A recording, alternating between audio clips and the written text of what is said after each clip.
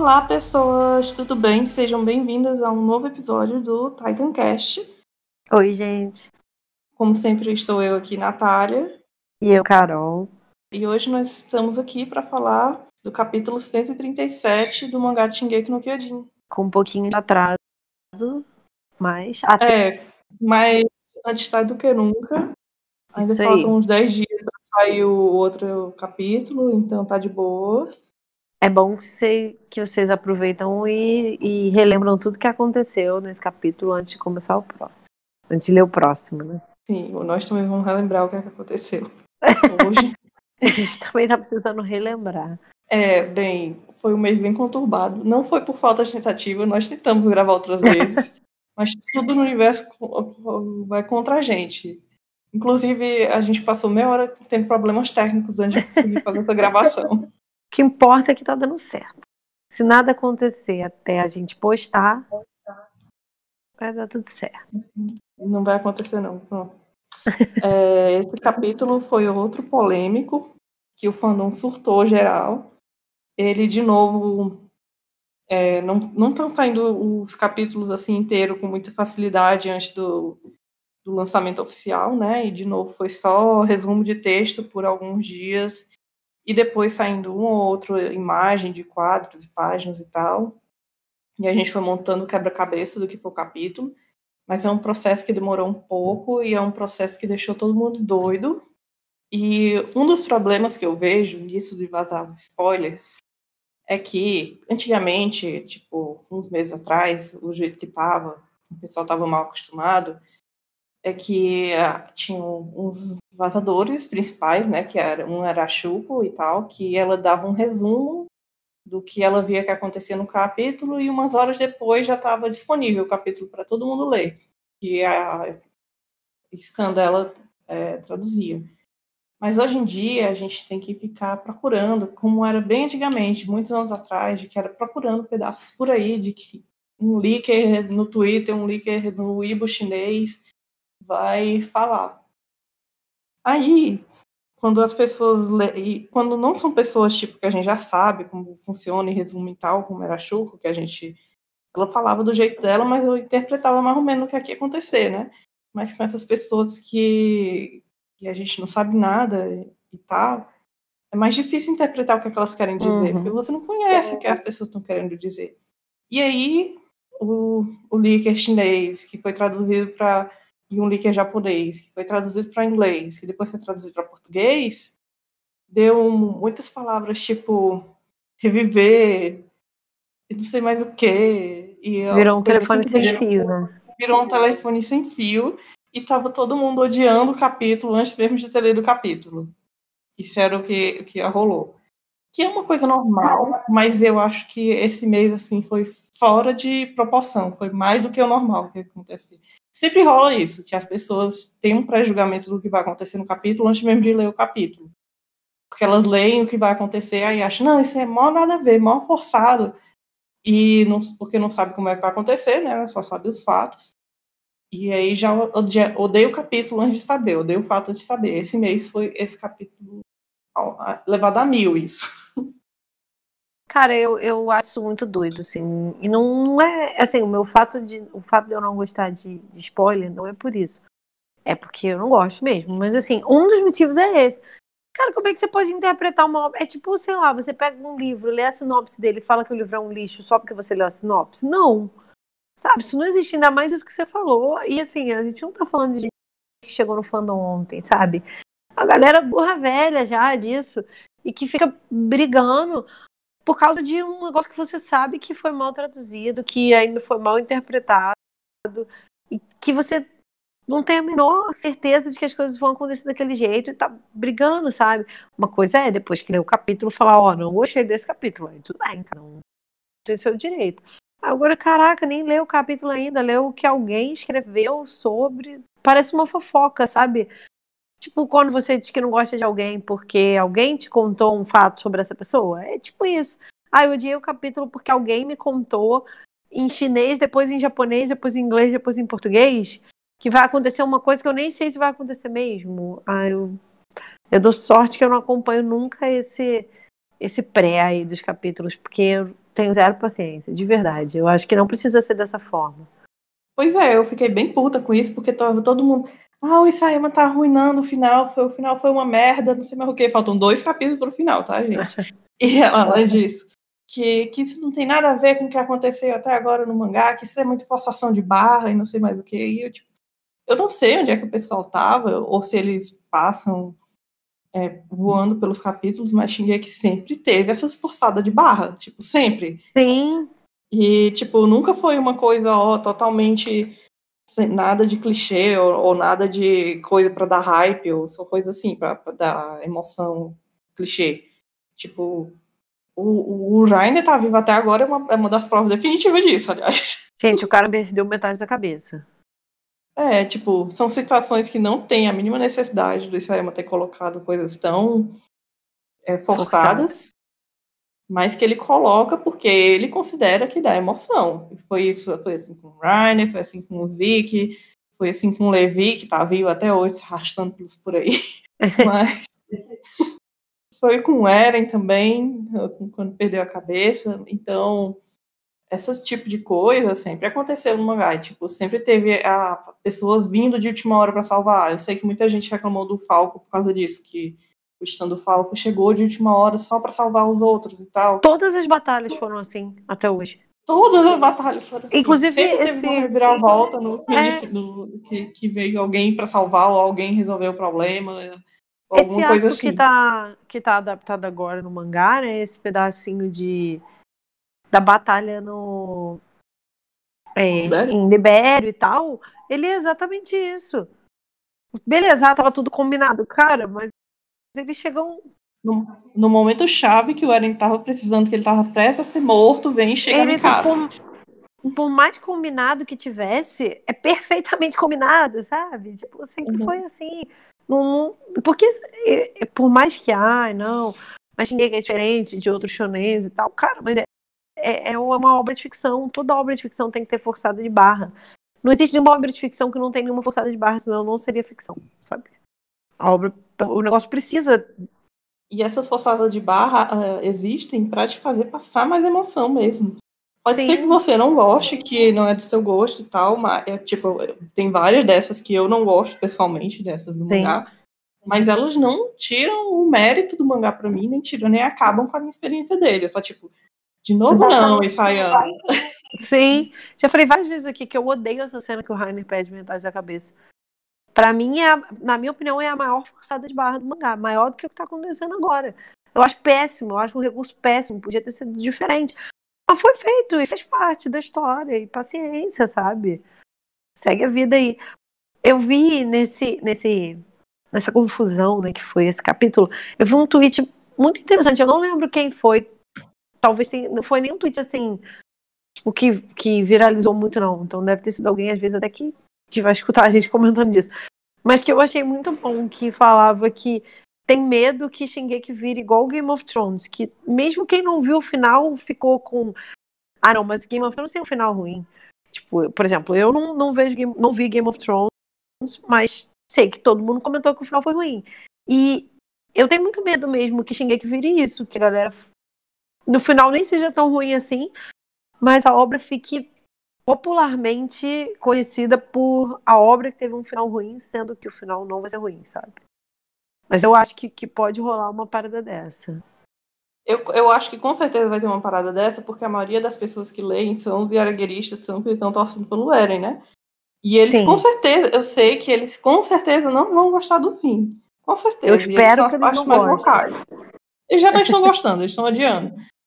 E esse capítulo.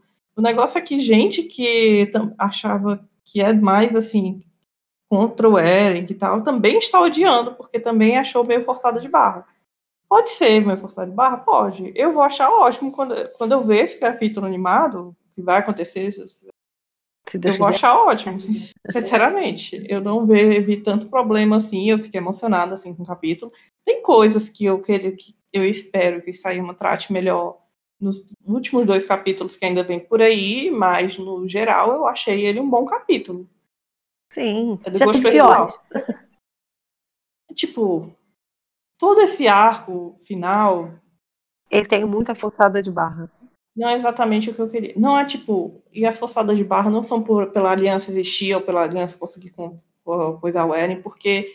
Ou que acham que é o pessoal que fala que a aliança é hipócrita e tal, porque eu não concordo em nenhuma dessas coisas. Eu gosto da aliança, eu gosto do. Mais ou menos. Eu gosto de como eles se juntaram e tal. O que eu não gosto foi como. Foi muito rápido, porque.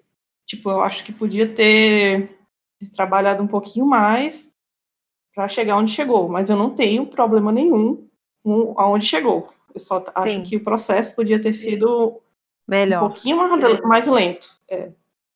Eu acho, para mim, tudo nesse arco é tipo, não foi ruim, mas podia ser melhor. A minha opinião é essa. Por isso Exatamente. eu não acho que a obra vai ter um final ruim. Muito provavelmente eu acho que o que vai acontecer vai ser. Eu acho que podia ser melhor, mas tudo bem, eu gostei. Até porque a história a gente vê como um todo, né? A menos que o final seja horroroso, péssimo, lixo, que eu acho que não vai ser. Cara, você tem que considerar a história como um todo. Talvez o final não tenha sido exatamente o que eu esperava, mas quando você olha a história como um todo, ela é boa, sabe? Tem umas expectativas meio irreais, assim, em cima do Isayama. Eu não estou na posição dele agora. E é de todo lado do fandom isso, não é só de uma parte, não. Não é só os diagueristas, não é nada, não. É tipo, inclui fã do Guerreiro, inclui todo mundo. Todo mundo tem umas É porque expectativas todo meio mundo tortas. espera que o seu lado, ou o seu personagem preferido, seja representado exatamente da forma que a pessoa acha que tá certo, sabe? Eu acho que a gente tem disso, a gente se projeta, isso em qualquer obra, a gente se projeta no personagem e espera que o autor trate aquele personagem da forma que a gente interpretou e da forma que a gente acha que é mais legal, sendo que, cara, o autor não quer fazer aquilo. Não adianta você achar que, sei lá, que um personagem X funcionaria melhor se fosse de tal forma, se o autor acha que não, a obra é dele, sabe? Vai fazer uma fanfic. Não tem jeito. Acho que, tipo, justamente estar tão perto do fim, antes de criticar o fim ou criticar o desenvolvimento de personagem que o Isayama fez, a gente tem que saber onde é que ele queria chegar, Onde qual é era que o ele fim quer que ele chegar? queria. Exatamente. Porque às vezes a gente espera que é uma coisa pro personagem, mas essa coisa não é necessária para onde o Isayama quer chegar. E ele é o autor, que ele sabe a gente sabe o que ele está fazendo. Por mais que a gente queira que os personagens sejam legais e a gente ame muito eles e a gente queira determinados desenvolvimentos para ele, não é o objetivo final do Isayama às vezes fazer isso. Então, a gente está tão perto do fim, gente, vamos esperar o fim para julgar o negócio. Exatamente. Tipo, 2 meses. E mesmo quando for julgar, a gente tentar entender o que é escrita ruim e o que, por exemplo, né, não estou falando que a escrita dele é ruim, estou falando o que é, por exemplo, um final ruim e o que é a nossa expectativa, porque existe uma diferença nisso, né? Como eu falei, o que eu acho que é legal para a obra não é necessariamente o que o autor quer fazer para a obra. E isso não faz a história boa ou ruim, isso é personalidade, é o que cada um quer fazer para si. Então, assim, a gente tem que tomar muito cuidado com o que é a nossa opinião pessoal e o que é escrita ruim. Por exemplo, eu acho que, minha opinião, eu acho que se o Isayama chegar agora e o Eren virar um mocinho, pra mim é uma escrita ruim, porque ele não construiu o personagem pra isso. Mas se ele chegar agora no final e, sei lá, fizer alguma outra coisa com o Eren, bote o Eren como um herói, talvez ele tenha construído um pouco disso na história. Eu não vou gostar, mas não foi mal escrito, não foi uma coisa que ele tirou do nada, entendeu? Uhum. É tipo também, por exemplo, o Levi e o Zeke, que foi alguns das polêmicas desse capítulo. Vocês sabem, se vocês escutam o podcast com alguma frequência, que todo mês eu faço roda de oração pro Levi morrer. E ele é um dos meus personagens favoritos. Eu quero muito que ele morra. Mas depois desse capítulo, eu acho as chances dele realmente morrer caíram consideravelmente. Eu não vou ficar puto com o Isayama e falar que isso é péssimo e tal, porque se o Isayama quiser deixar o Levi vivo e que ele tem uma mensagem que ele quer passar com o Levi vivo, tudo bem. Eu preferia que fosse de outro jeito, mas tal. Mas não é ruim. Não é ruim, é só porque não foi da forma que eu queria. Exatamente. Não foi da forma que eu preferia. Também não quer dizer que eu vá odiar necessariamente. Eu posso muito bem gostar do que ele vai fazer com o Levi no final. Mas, mesmo que eu preferisse que acontecesse outra coisa, tipo, tem várias coisas nesses anos todos que a gente faz teoria e tal, que eu preferia que tivesse sido por outro caminho. Sim. Mas a história é de Sayama, ele que conta. É isso que eu tô falando. Quer fazer diferente, escreve fanfic. Na fanfic, você vai escrever o que você quer fazer pro seu personagem. Caso contrário, a história é dele.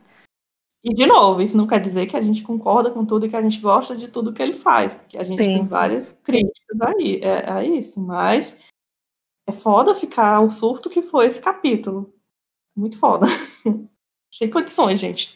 Se acalme, todo mundo tem que se acalmar. Mas, amiga, não foi um capítulo ruim como o povo tá fazendo parecer. Sendo sincera, acho que a tendência é que nos próximos seja pior ainda. A reação das pessoas, assim. Porque, né, vai ser aquilo, falta 2 capítulos para acabar, o pessoal vai ficar... Tá com expectativas assim... Expectativa lá no alto. E eu entendo, mas... Eu sabia que esse final ia me estressar com o fandom. Eu só não esperava que algumas partes do fandom fossem me estressar como elas estão me estressando. Sim. E eu acho que com certeza vai ter coisa da coordenada em aberto, que vai ter essas forçações de barra que não vão ser explicadas. Eu espero que algumas vão ser.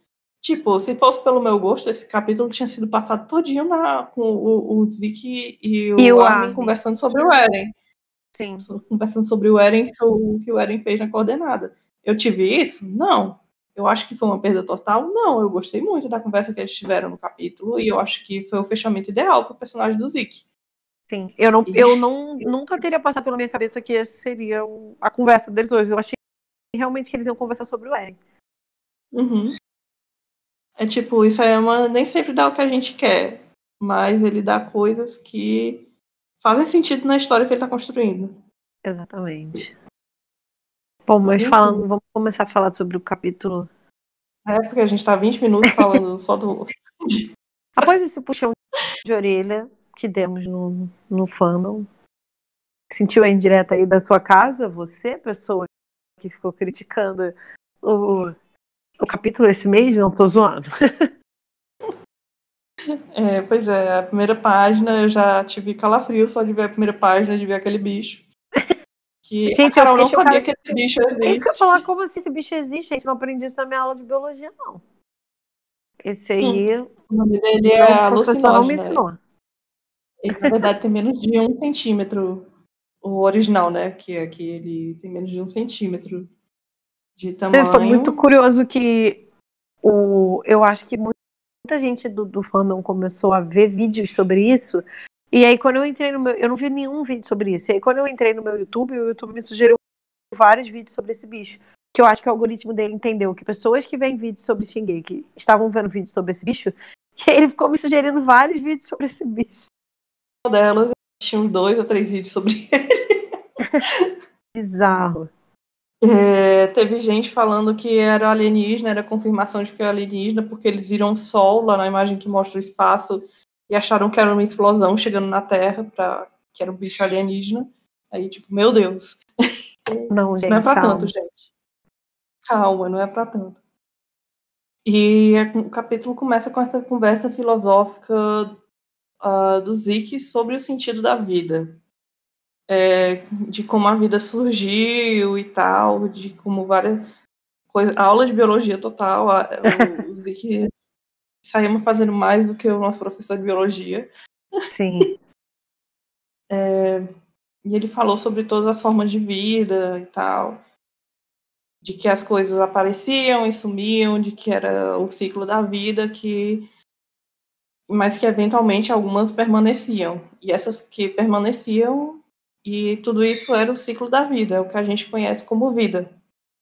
E o Zeke tem uma visão muito pragmática assim, do que é a vida, que ele acha que o sentido da vida é só se multiplicar, cumprir essa função biológica de propagar a sua espécie e tal. E ele fala isso quando ele tá montando castelinho de areia com Armin nos caminhos. Que enquanto tá acontecendo pandemônio lá fora, tá literalmente acontecendo o apocalipse no mundo real. Cara, essa conversa, ela Na verdade, ele é muito triste, assim, quando a gente para pra pensar, né? Eu fiquei com muita pena do Zack, assim, tipo, quando a gente pensa na história dele, em quem ele é, no quanto que faltou carinho a ele, tipo, amor paterno mesmo, é materno a ele, e como que ele projeta isso, né, de que a vida não tem sentido pra ele. A verdade é que ele tem um discurso totalmente niilista, assim, de que a vida não tem sentido, que a vida é nascer, crescer, se reproduzir e morrer, sabe? Igual na aula de biologia. E isso, assim, e é muito triste. O discurso que o Armin faz depois, que a gente vai falar daqui a pouco, ele parece muito besta, muito bobo, né? Tipo, nossa, mas ele só falou pra ele que, poxa, eu corria com os meus amigos, isso era legal. Mas quando a gente pensa na pessoa que é o Zack, em quem é ele, em tudo que ele sente, tudo que ele passa na história, o quanto pra ele o ápice da infância dele era jogar uma bola de golfe com beisebol, isso aí. Beisebol. Uma bola de beisebol com um cara que ele conheceu por acaso, porque os pais dele não queriam nada com ele. Então, quando a gente pensa nessa história desse cara, o discurso do Armin tem que ter tocado ele, sabe? Porque foi alguém que escutou ele, alguém que falou pra ele, não, cara, o momento que você passava ali jogando bolinha com seu amigo, aquilo ali é vida também, aquilo ali também tem sentido. Eu gostei muito do fato de, no fim das contas, considerando que eles conseguiram parar o estrondo, eu gostei de, no fim das contas, o Armin ter feito o que ele queria, que era parar o estrondo com a conversa, mas que essa conversa não foi usada no Eren, e sim no Zack. Porque se ele tivesse conversado com o Eren e convencido o Eren, teria sido horrível. Mas quando ele faz isso com o Zack, faz todo sentido, porque o Zack é um cara carente que queria atenção e uma conversa. E ele teve isso. E essa conversa tipo, mudou a percepção de vida dele e mudou o destino de todas as pessoas que estavam ali à volta, sabe? Eu achei que no fim das contas foi uma conversa muito bonita o que eles têm ali. E muito. Eu até falei disso no Twitter, ela é muito condizente com os personagens envolvidos, sabe? Como eu falei, se ele bota essa conversa, sei lá, entre o Eren e a Mikasa, essa conversa seria tosquíssima. Mas quando você entende que essa conversa foi entre o Zack, que é um cara super carente, que teve uma infância horrível, que os pais nunca ligaram e tal, e o Armin, que sempre foi completamente idealista e que só queria ver o mundo porque queria conhecer o mar e a areia e tal, ela é uma conversa que faz todo sentido. Teve uma galera também que criticou, que falou que que era tosco porque o Armin estava sendo muito idealista, sendo que ele sempre foi muito idealista, sabe? Eu não entendi muito essas críticas. Porque, como eu disse, ele manteve a essência dos dois personagens. Eu não concordo quando o povo disse que é muito clichê, é talk no jutsu, que é só o Armin falar que resolve os problemas e tal. Mas, tipo, como a Carol falou, isso seria clichê se eles tivessem parado o vilão, o cara do papel que tá no vilão, né, com a conversa, que, tipo, esse clichê do talk no jutsu é justamente isso. Em outros shonens você vai ver o protagonista falando com o vilão para fazer ele entender o outro lado e ser uma pessoa melhor e desistir do que ele está fazendo e tal. Isso não aconteceu aqui. Eles são outros. O Zeke não é bem tipo o final boss, não é o bem vilão. Exatamente. Ele é uma arma que está sendo usada, na verdade, né, o Zeke. Então, tipo, eu não sei, tipo, vocês sabem, mas conversar faz parte da natureza humana também, e o jeito mais efetivo de resolver conflitos é conversando. Sinto informar. Não sei se vocês sabem. Que nem não dá para resolver tudo no soco. No tiro, não convém, né? E eu também acho que foi muito boa a conversa para os dois personagens. E eu gostei muito de como o Isayama usou para esse tema também para explicar a própria mitologia um pouco da obra, né? Os próprios caminhos e tal, e como ele relacionou isso. Eu acho que foi uma sacada muito boa. Porque a gente também começou a entender melhor, finalmente, a Irme, né? O que é que ela é. Ela continua sendo um plot armor para todo mundo que diz que, não, que é vocês que odeiam ela, mas ela vai ser super importante para a obra. Tipo, ela vai ser importante, ela só não é um personagem. É um personagem, ela é um plot armor. Não plot armor, Sim. não. É uma... eu esqueci o termo. Enfim. É uma figura que tá ali só pra história andar. É uma figura que tá ali para resolver as coisas para ser usada. Que se ela não tem uma personalidade, ela é o que precisa ser feito ali naquele momento da história. Sim.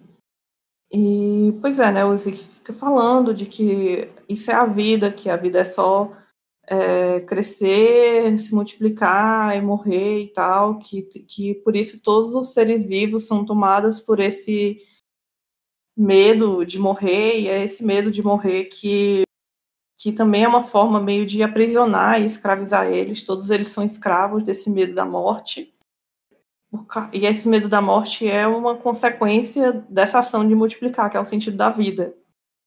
Que já que você tem que multiplicar, a sua função é multiplicar, você tem que ter medo de morrer, porque é uma coisa contra a outra. E é por isso que os personagens, que para ele as pessoas vivas têm esse medo, são escravizadas dessa forma, são escravos dessa ideia do medo da morte. Muito filosófico, né? Sim. Eu só pensava na conversa do padre de Vinlândia. Era a única coisa que me vinha à cabeça enquanto eu via esse discurso do Zeke. Se vocês não viram Vinlândia, vejam. E vocês vão entender o que eu tô falando. Vê pelo menos esse vídeo no Google. Sei lá, discurso do amor. Bota como discurso do amor Vinland Saga. Vocês vão ver esse vídeo. E porque não é exatamente parecido, mas as ideias são muito semelhantes entre essa questão em que ele fala de que o amor só existe na morte, porque o que o ser humano busca não é o amor, e é muito parecido com essa conversa do Zeke, assim, não é a primeira vez que o Isayama, quer dizer, na verdade eu tô falando que eu achei parecido, né, mas o Isayama já usou de um discurso de Vinland, que é o discurso de ser escravo de alguma coisa. Então não me surpreenderia se ele tivesse bebido dessa fonte de novo. Mas eu achei muito bonito. Inclusive, falando assim do Isayama, depois que sair esse capítulo, né, tem umas contas japonesas que elas ficam basicamente só tweetando entrevistas e coisas que o Isayama já disse. A conta só faz isso. E eles pegaram umas 2 ou 3 entrevistas de lá de 2010, 2011, 2013, eu acho que eram as entrevistas, e postam no blog dele, que era justamente o Isayama falando sobre esse tema aqui, sobre o sentido de se multiplicar, que ele via como uma obrigação, o próprio Isayama, ele via isso como uma obrigação, né, dos seres vivos, e que ele não gostava disso, que ele queria se ver livre disso, e por isso que ele gosta de fazer coisas fúteis, tipo, no post do blog que ele estava explicando isso melhor, ele comprou um travesseiro daqueles gigantes de titã. E ele disse que, tipo, esse tipo de coisa, de futilidade, quando eu compro uma coisa fútil assim, ou quando eu faço uma coisa boba assim, são essas coisas que me fazem sentir vivo, porque eu não estou só seguindo um instinto natural, eu não estou sendo o instinto natural de reproduzir, multiplicar, que convém os humanos e tal. Tipo, é isso que me torna um ser consciente, é isso que me faz diferente e tal, isso me torna especial e prova que eu realmente estou vivo. Foco no travesseiro de titã que ele tinha acabado de comprar. E eu, tipo, eu achei maravilhoso, e, tipo, eu vou usar essa desculpa toda vez que eu comprar uma futilidade agora. Mas é muito bonito como ele trouxe uma filosofia própria de vida para dentro da obra dele, e de uma forma muito bonita e muito conveniente na obra, conveniente num bom sentido, não conveniente no sentido de usar por conveniência, mas assim, bem colocado dentro da obra. Como eu falei, até o que eu falei que eu tinha falado no Twitter logo na época que lançou o capítulo, para mim, tudo que aconteceu ali não foi um problema, porque o Isayama soube usar os personagens certos. Se ele bota alguém que nunca foi idealista para conversar com alguém que nunca quis ouvir aos outros, esse discurso seria horrível. Mas quando ele bota uma pessoa que sempre sonhou com o futuro, sempre gosta de conversar, de mostrar suas ideias e tal, para conversar com um cara que sempre quis ser ouvido e nunca foi ouvido, pronto, sabe? Era exatamente o que você precisava. Então, para mim, aquilo que a gente conversou no comecinho. Se eu fosse escritora escritora eu teria feito de outra forma? Teria. Mas foi ruim? Não. Foi totalmente condizente com o personagem naquele momento. Tipo, basicamente nessa conversa a gente também entende que o Zeke tinha poder para fazer aquilo. Tipo, ele não estava fazendo nada porque ele estava impossibilitado e preso e tal. Ele não estava fazendo nada porque ele tinha desistido já, porque Sim. depois do que ele viu, ele pensou que não valia mais a pena lutar. Ele não via mais sentido de continuar seguindo em frente. E ele acha que essas pessoas que estão morrendo, morrer para elas também é um favor, porque elas não vão mais precisar sofrer. Ele tem essa visão muito tosca também dele. Sim.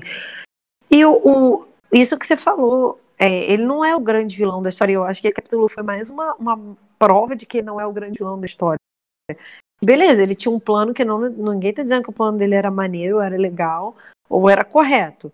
Mas assim, ele não era um grande vilão, ele tinha um plano que tinha a ver com os interesses dele e com o que ele acreditava estar certo. Mas que não é um plano de destruir o mundo, pisotear todo mundo, sabe? Ele não tinha esse tipo de visão. Esse plano bizarro, ele é do Eren. Qual foi o motivo do Eren fazer esse plano? Aí é outra história. Mas assim, ele não é um plano do Zeke. O Zeke nunca concordou com nada disso. Ele sempre falou que até é bom que a gente está revendo essa parte da história por causa do anime, né? E fica bem claro que ele queria usar o estrondo como uma amostra do poder de Parades. E não como vou pisotear todo mundo. Tem até uma cena, eu acho que foi no episódio, não dessa semana, né? O da outra, que o Armin fala pro Eren. Aquela cena que depois tem a transição do tiro do Armin, perdão, do tiro do Eren acertando a Sasha, né? E o Armin fala, eu acho que o estrondo é um poder muito forte pra gente mostrar, tipo, é um preço muito alto a se pagar só pra mostrar que a gente tá forte. Então, assim, em momento nenhum eles achavam que iam pisotear todo mundo. O plano do Zack não é sobre isso. Ele não é um grande vilão querendo matar todo mundo, por mais que ele tenha cometido erros e que o plano dele também não fosse uma coisinha fofa, né? Ele mesmo fala agora sobre o tanto de gente que ele matou, né? Ele fala isso, acho que um pouco antes de morrer, nesse capítulo. Fala, quando eu chegar nela, eu falo melhor, porque foi essa fala que me deu certeza de que o Eren não vai ser redimido, não vai ter redenção. Eu fiquei muito feliz. Enfim, pois é, tipo, eu acho que muita gente tem expectativas de que, ó, o Zeke é o fodão e tal, mas, tipo, quanto mais a gente descobria sobre ele, mais a gente descobria que ele era só um cara quebrado com muito poder. E que, Sim. basicamente, tipo, a primeira vez que ele aparece é como o Titã Bestial, um Titã que fala, todo mundo ficou aterrorizado. Ele matou o Mike, que de uma forma horrível, tal, e, tipo, você tem aquela ideia de que ele é assustador, ele tem muito poder, e ele manda, né, porque as outras cenas, quando ele foi aos poucos, quando a gente vai conhecendo, tipo, é ele derrotando o Reiner e tal, e o Bertold e o Reiner não conseguindo se comparar ao poder dele e tal. E você fica com a ideia de que ele é um mastermind, que ele é perigoso, de que ele é muito inteligente e tal, mas quando você descobre sobre ele, você realmente descobre que ele é só uma pessoa quebrada que tem poder demais. Tipo, Ele é um eu acho coitado. que as expectativas não foram atendidas nesse sentido.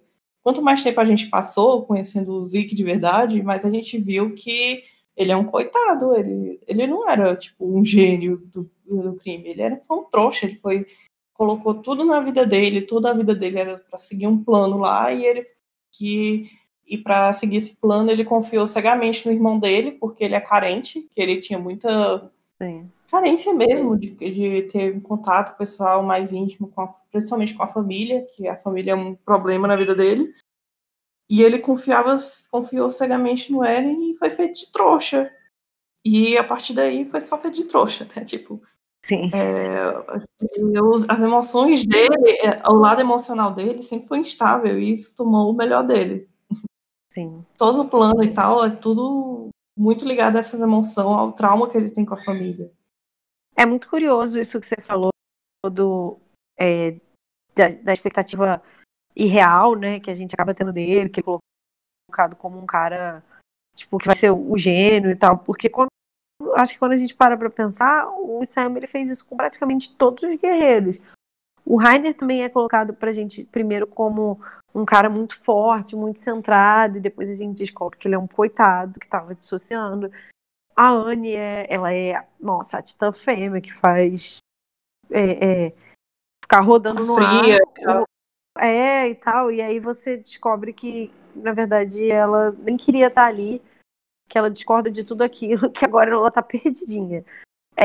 O Bertold a gente acabou vendo pouco, assim, mas também, tipo, ele é o deus da destruição, ele é o titã colossal, o cara, o dono da franquia, sabe? O cara que começou toda a tragédia da história e ele é um menino desesperado que não queria estar ali, que nunca quis fazer nada daqui, sabe? Então, assim, o Sam ele brinca muito com esse conceito durante a história, quando ele fala nos guerreiros, né? Pois é.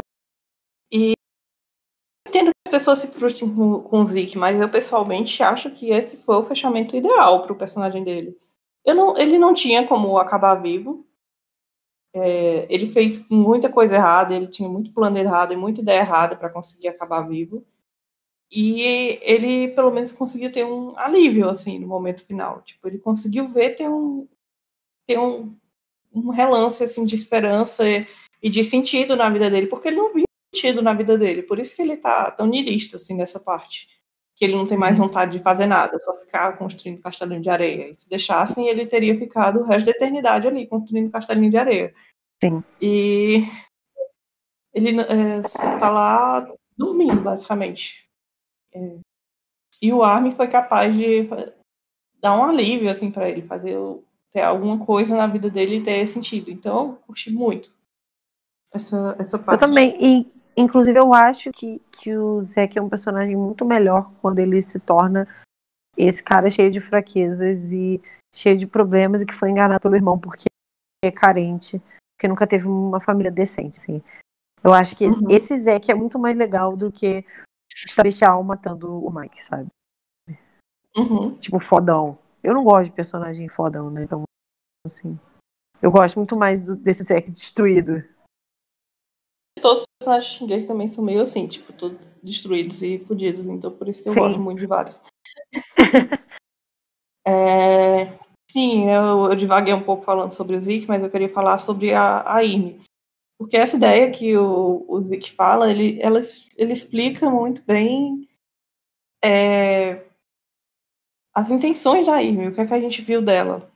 Porque a gente tinha a primeira cena que a gente viu, né, ela era uma escrava e ela estava admirando duas pessoas que estavam se casando à distância. A gente já tinha até comentado aqui no podcast também como ela devia, por causa dessa cena, ela devia ter esse ideal de amor e devia ser por causa disso que ela obedecia o rei Fritz lá, porque afinal ela casou com ele, meio que ela alcançou um sonho, né, querendo ou não, mesmo que ela não visse que era as condições não eram ideais e tal, ainda assim ela tinha alcançado um objetivo, assim, que é você se casar e tal, e procriar e tal.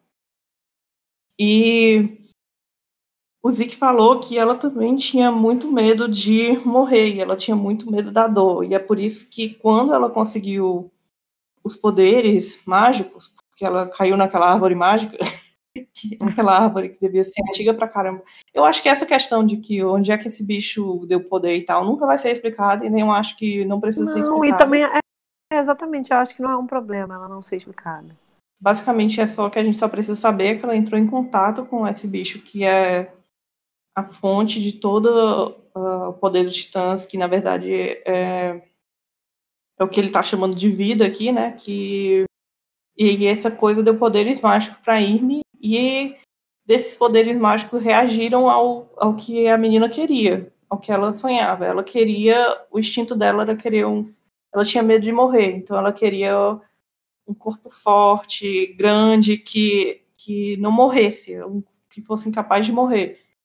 E que é por isso que ela acabou conseguindo o poder dos titãs, porque esse bicho mágico foi a solução que ele deu para esse medo que ela tinha, para esse desejo que ela tinha, de que eu não quero morrer, eu não quero sofrer, eu não quero machucar e tal. Então agora você vai ter um corpo que não pode ser destruído por os humanos, que ele pode se regenerar e que e ele vai ser super forte, você não vai precisar ter medo de morrer. Então ela conseguiu esse corpo. E mesmo assim, quando ela de fato morreu, continuando ainda esse desejo, foi de que ela meio que criou um mundo por causa desse poder também, onde ninguém, tipo, morresse total, onde as pessoas pudessem ser livres desse medo da morte. E Sim. ninguém tá vivo ou morto. Lá é um nada, é uma coisa... Purgatório, tipo um purgatório, né? Purgatório. Tipo, no espiritismo tem um lugar desse, né? Um umbral, não é? Umbral? Foi Não faço mal a aí. mínima Se ideia. alguém espírita, eu falando besteira, eu tô falando baseada minha experiência em Alma Gêmea e a Viagem, novelas espíritas.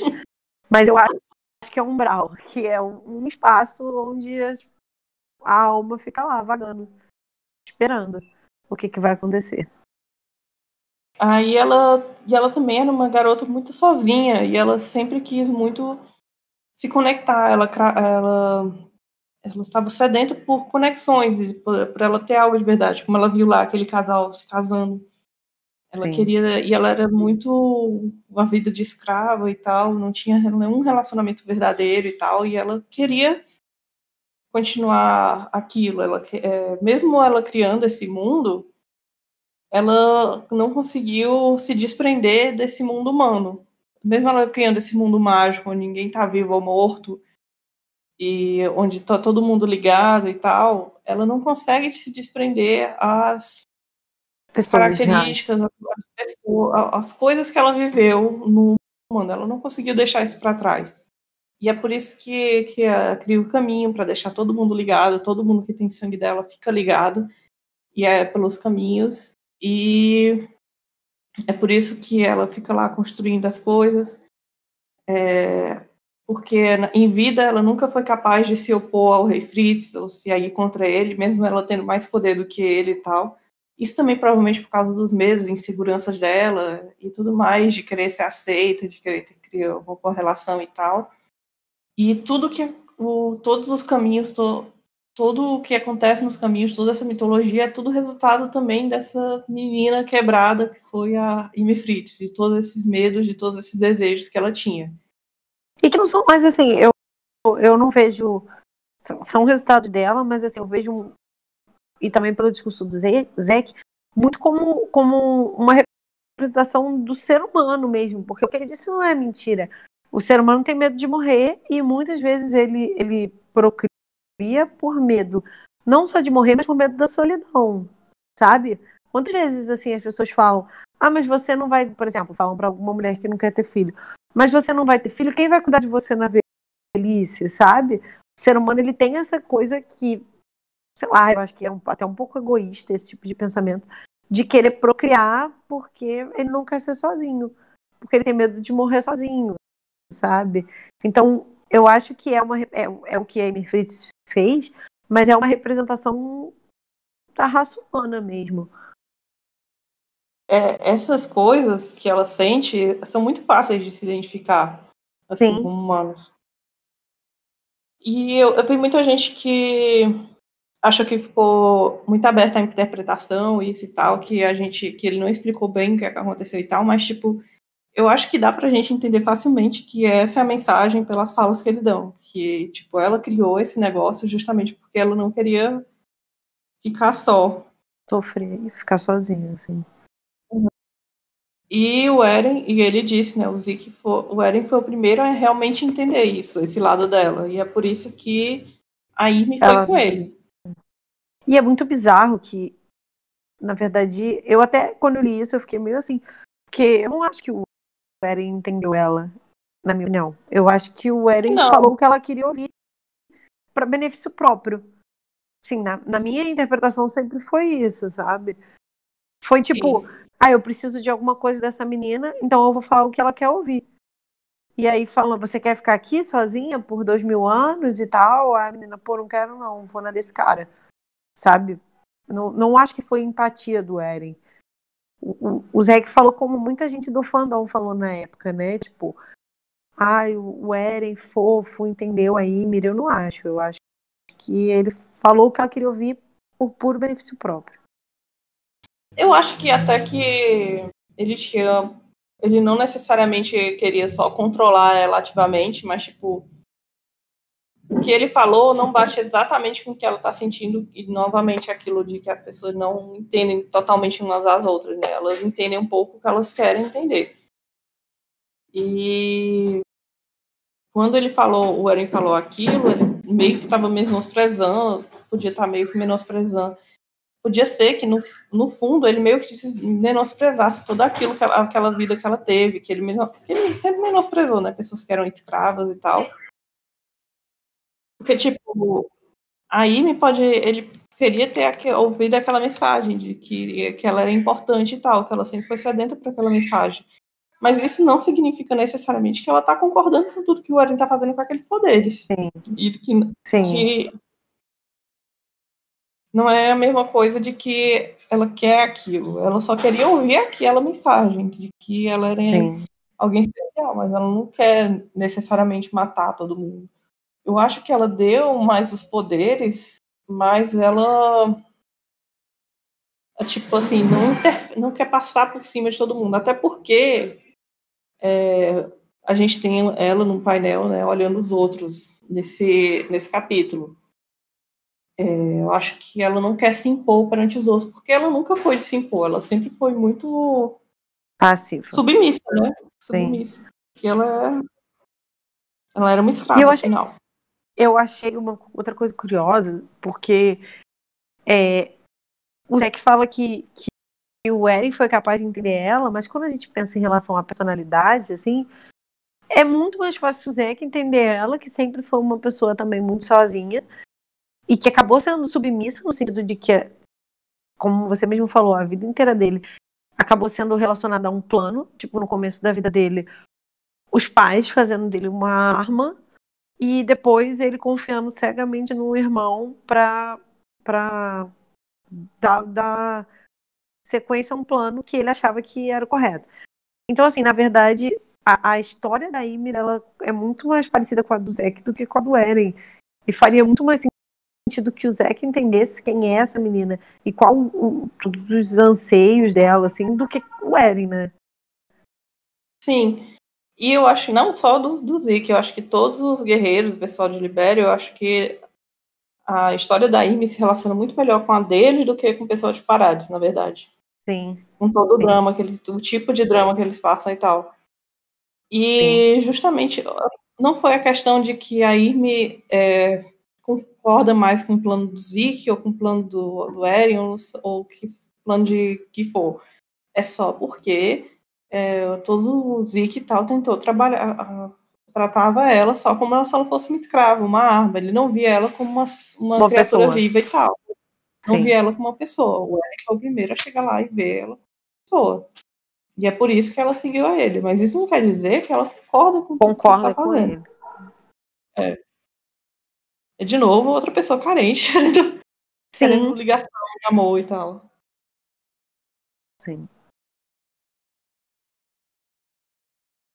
Então, né, continuando o Zico continuando a emo, né, e o Armin falando que não pode ser assim, que os amigos dele estão morrendo, e aquele negócio que eu disse que o Zeke não via mais sentido na vida, né, que era um alívio para as pessoas morrerem. Aí tem o discurso bonito do Armin falando que o sentido da vida, na verdade, não é essas coisas que o Zeke está falando, que ele se sentia vivo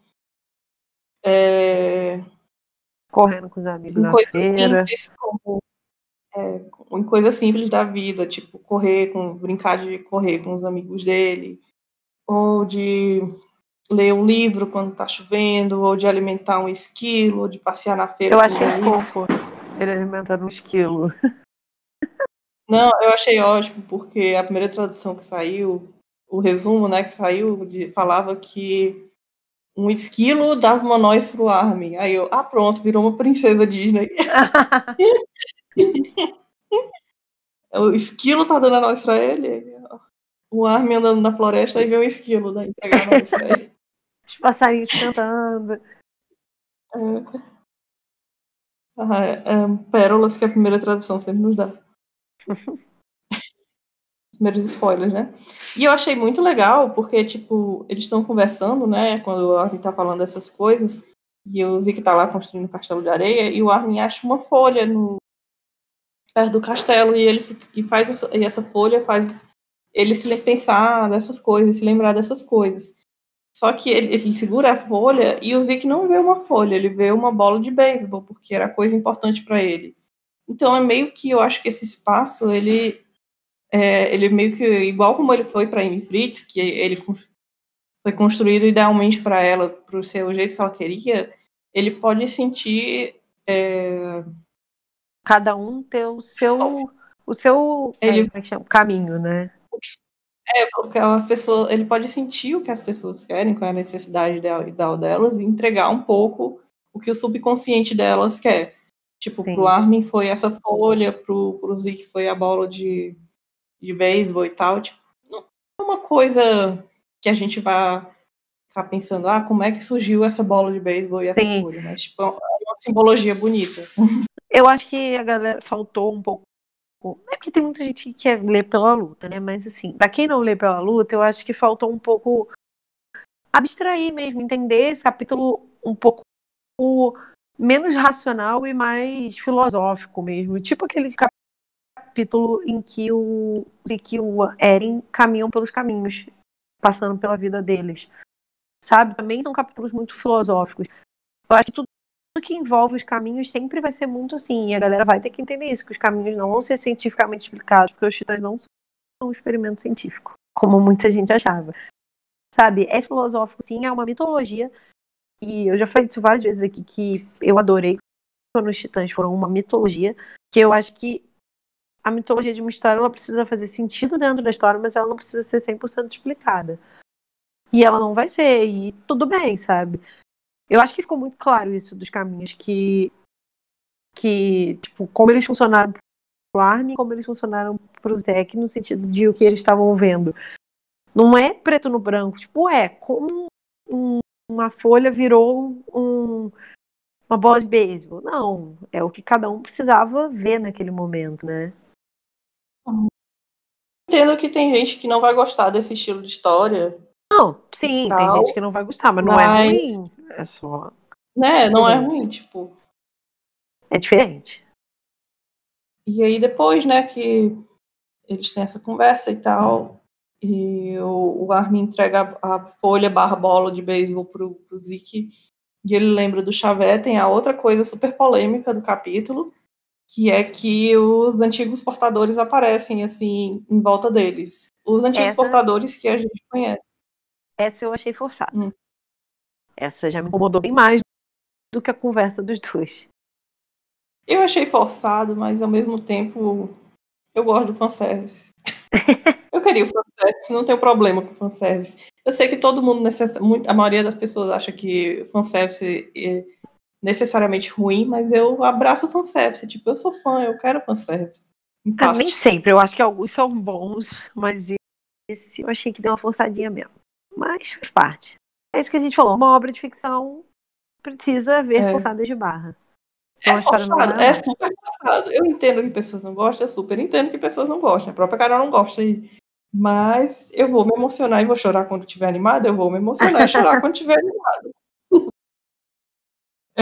Eu gostei. Porque, tipo, querendo ou não, eu nunca mais pensei que eu ia ver a Irmi. Tem a Irmi no painel ali. Eu tô muito feliz de ter visto a Irmi. A nossa Irmi, não a Irmi Fritz, tá? Sim. E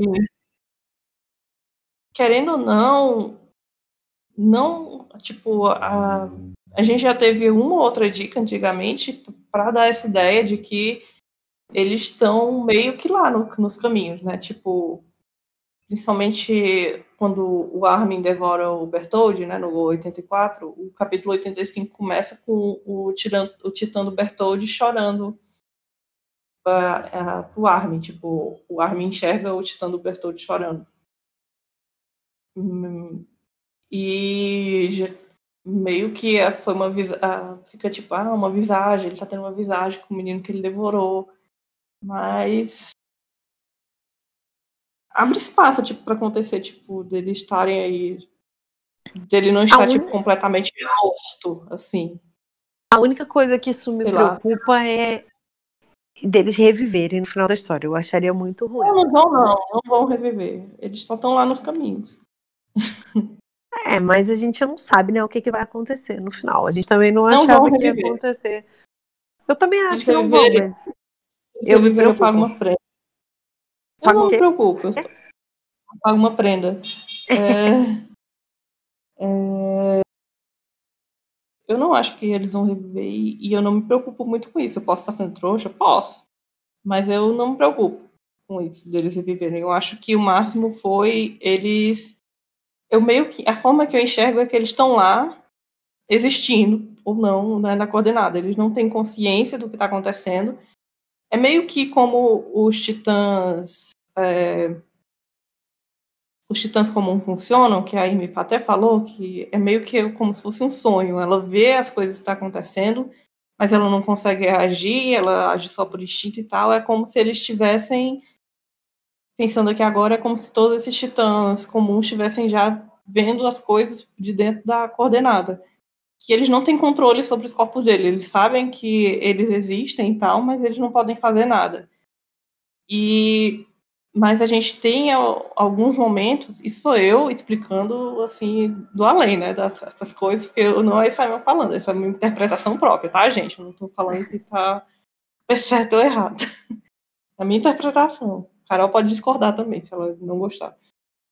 E tem alguns momentos que é justamente de conexão, que uma outra coisa dá esse gatilho para as pessoas se conectarem. Pode ser o Eren olhando no espelho, que faz ele pensar na Frida olhando para o espelho, que ele está perto da Historia, e isso dá gatilho, porque dá gatilho na relação que a Historia tinha com a irmã dela e tal. Ou quando o Porco e o Reiner estavam lutando contra o Eren, lá em Parades, e quando o Porco encosta nos dois, ele tem os flashes das memórias do Reiner que ele tinha do irmão dele. E eu acho que, tipo, boa parte desse poder da coordenada, desses flashes que acontecem, não são intencionais também. São, tipo, essa folha e essa bola de beisebol são coisas que o universo dá porque acha que é o que o subconsciente A da pessoa pessoa quer. precisa. Que a pessoa quer. E eu acho que o que aconteceu com esses aqui foi justamente uma coisa assim também. Que não vai ter explicação e você aceita. É basicamente isso. Eu passei meia hora tentando explicar isso. Eu concordo com você, eu acho que é por esse caminho aí mesmo. Até porque até porque eu acho que não teria para ter uma onisciência assim que entendesse de todo mundo e fornecesse para a pessoa uma imagem, porque sim, eu acho que seria. Aí a gente teria que ter a ideia de um Deus, ou coisa. Eu acho que não, eu acho que os caminhos estão mais ligados com o subconsciente da própria pessoa mesmo, como você falou. E aí alguma coisa dá gatilho para ela da mesma forma que, sei lá, que a gente tem uma lembrança antiga, como todo mundo está interligado pelos caminhos, a pessoa tem uma lembrança de outra pessoa. Uhum. E eles também, tipo, nenhum deles realmente está consciente, porque, tipo, não dá pra gente ver os olhos de nenhum deles. Eles estão, tipo, eles são meio como zumbis, eles estão lá, mas não estão ao mesmo tempo. É meio como a Irme também estava, ela só obedecia as coisas, mas ela não tinha vontade própria ou consciência, até o Eren abraçar lá ela, e aí ela, foi a cena que deu pra gente ver os olhos dela pela primeira vez. Aqui a gente não vê os olhos de ninguém. A gente tem relances do olho do Xavier e do Grisha quando eles estão falando com o Zeke. Mas é só isso também. Eles não estão realmente, tô vivo, tô consciente, vou me comunicar com você, posso reviver e vou voltar a ser o que era. Não, eles estão tipo lá. Eles são cascas do que eles eram antigamente. Eles são a essência só do que eles eram. Sim. E enquanto isso, a gente tem flashes do que está acontecendo, né, no mundo lá fora mesmo, na guerra, que Pique se transforma pela 30ª vez e o Jean salva Pique, porque Jean salvando várias pessoas. E agora as pessoas chipam Jean e Pique e estão chamando o chip de carroça e cavalo.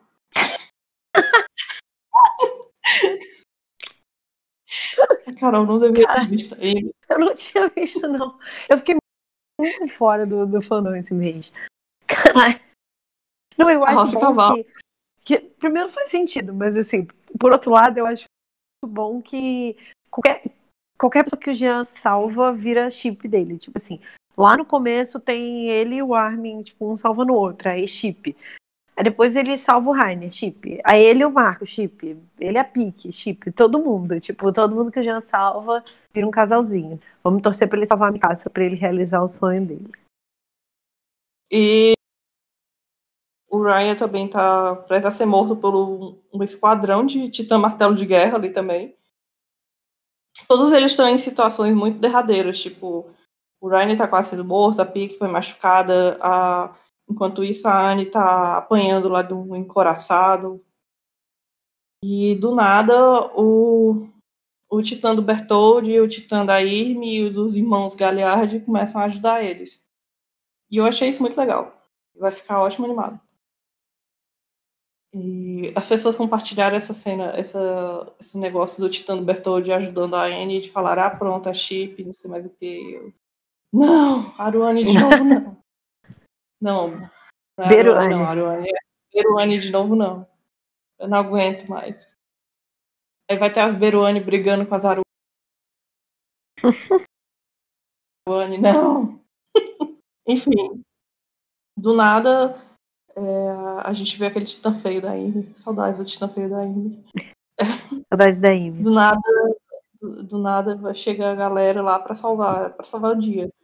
E foi na verdade, essa parte dos antigos portadores e dos titãs dele foi o que o pessoal menos gostou, foi o que eles acharam mais forçação de barra.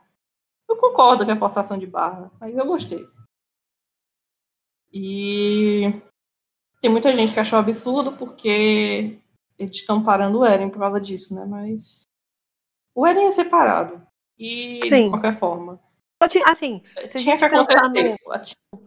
Se a gente pensar de uma forma grosseira, assim, a história só tem dois caminhos. Ou o Eren ia pisotear todo mundo e matar todo mundo, ou ele ia separado. Como que essas duas coisas iriam acontecer é que a gente não sabia. Mas assim, só tem dois caminhos. Não tem um mais ou menos, sabe? Mais ou menos já aconteceu. Os titãs já pisotearam metade do mundo. Ou ele vai pisotear o resto todo, ou ele ia separado. Como ele ia separado é que a gente não sabe. Ou como que ele iria pisotear o resto do mundo. Mas... de qualquer forma, os arcos de alguns personagens, de alguns outros, também funcionam ao redor do Eren, tipo o arco do Reiner, da Mikasa, do Armin, como nós já falamos aqui. E tinha que ter um confronto com o Eren. Não, esse confronto não ia acontecer na coordenada, como isso já tinha ficado claro em capítulos anteriores. Que eles tentaram ter esse encontro na coordenada e o Eren basicamente foi, chega pra lá. Então... Não quero conversar com vocês. Enquanto ele tem todo esse poder. Pode ser que vai ter que ter esse confronto, aliás, seja eles humanos, seja eles de novo na coordenada agora com Eren menos poderes, de alguma forma vai ter que ter. E para isso eles precisavam parar o Eren. Se depois o Eren vai continuar a destruir, aí a gente não sabe. Eu acho que provavelmente não.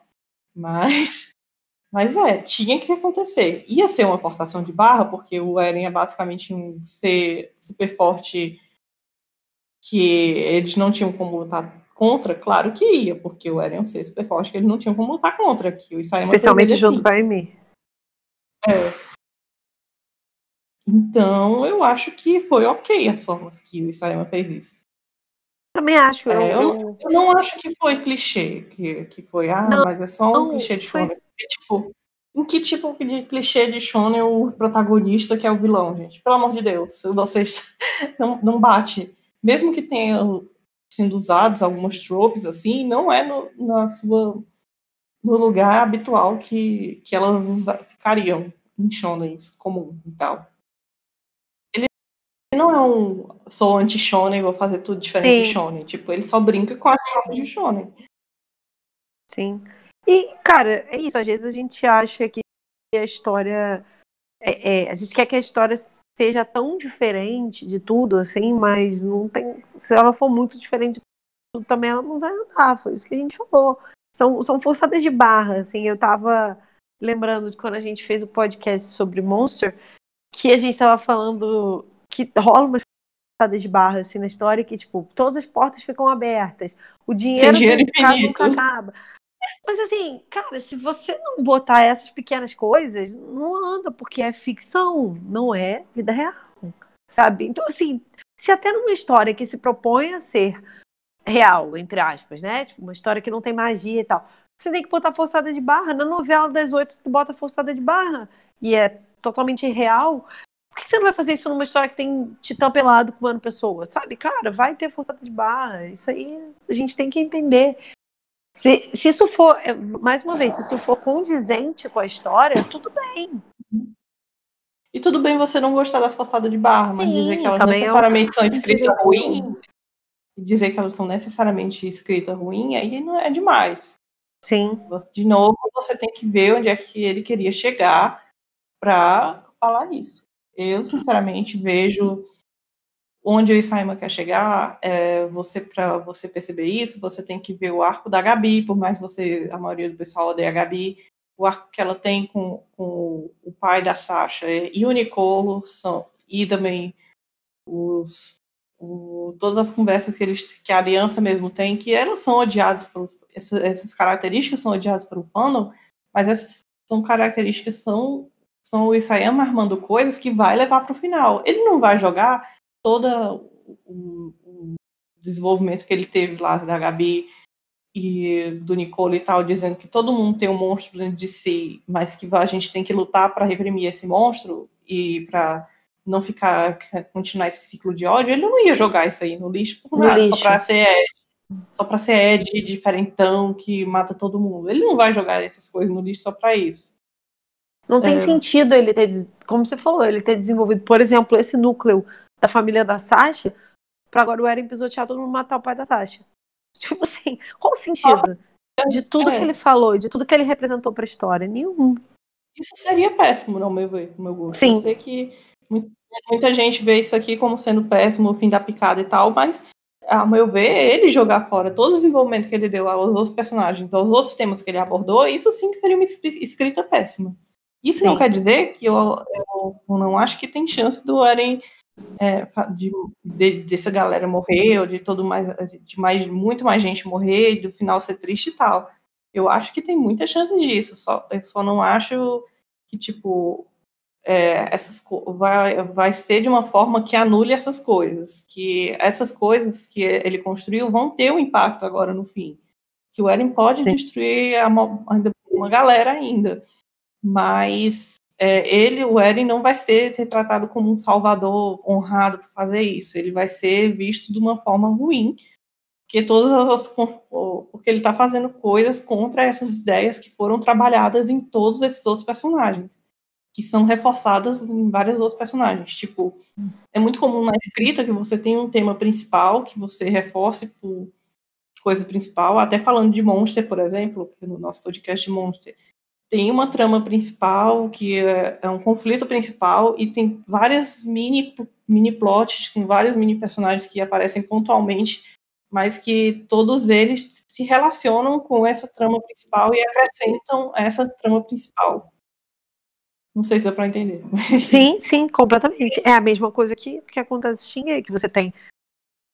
Nesse momento está acontecendo um conflito entre o Eren e a Aliança. Tá, mas o que levou a isso? Ao pequeno plot da Gabi com a Kaia, o pequeno plot do Rainer com a mãe dele. Todas essas pequenas coisas que vão se juntando. Que vão te ajudar e vão te ajudar a compreender o tema principal também. O problema de Shingeki, eu acho que cai naquela história de que a história é boa, o problema é o fandom. Porque tem gente que só quer ver lutinha. Tem gente que só quer ver o Eren. Tem gente que vai ver, por exemplo, a Gabi conversando com a Kaia e vai falar que saco, e vai passar essas páginas. Sem entender que o autor quer que você veja isso, sabe? Tipo, pro autor aquilo ali é importante pra história. Você pode estar achando uma merda, mas pro autor aquilo ali é importante.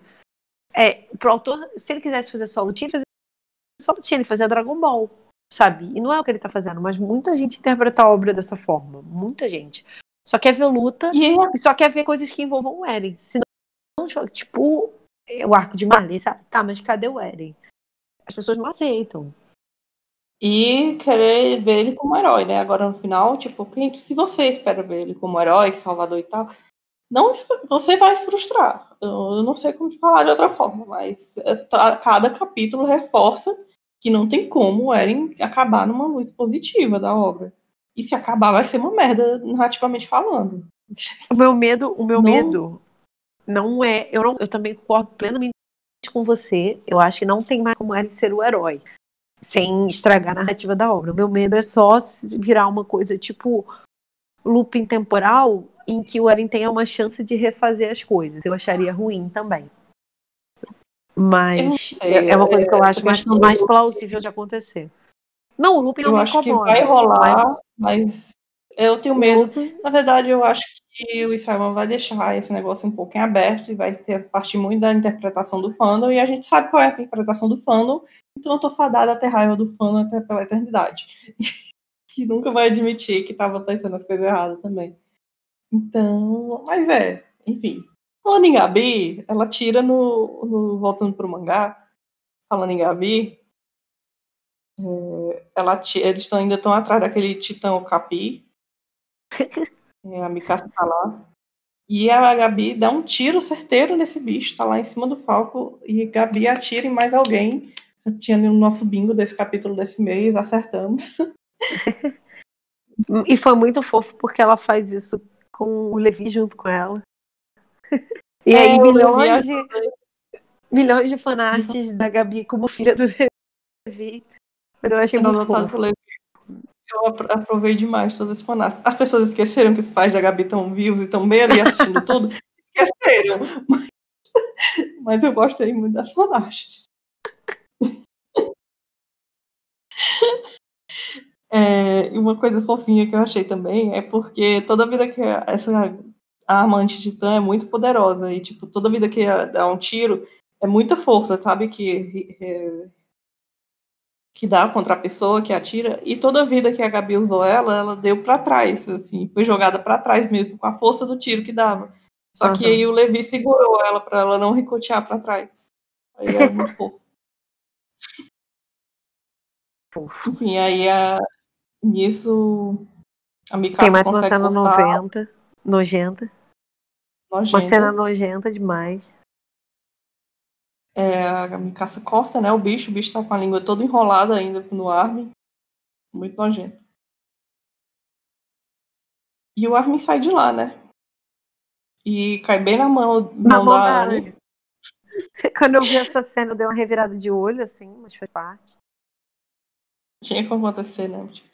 Isso aí extrapolou mesmo, né, dessas conveniências de roteiro desse capítulo, mas tudo bem. A gente pode revirar o olho olhando isso e ainda achar legal o capítulo como um todo, não as coisas específicas. Essa cena da Anne Titã segurando o Armin todo molhado me lembrou a cena da história toda babada de Titã e a Amy segurando ela na mão. E o Armin ainda tá vomitando, ele tá vomitando a baba do negócio ainda, meu Deus. Eu sempre achei aquela cena da história um pouco bizarra, para dizer o mínimo. Não era nojenta, ela me parece levemente sexualizada. Ela me dá um pouco de gastura, assim, sabe? Mas essa cena do Armin não, porque a do Armin é nojenta. Ele tá cuspindo a baba do negócio que tava com a língua dentro da boca dele. E a Anne, ai que fofo, meu crush. Tipo, aqui, babando.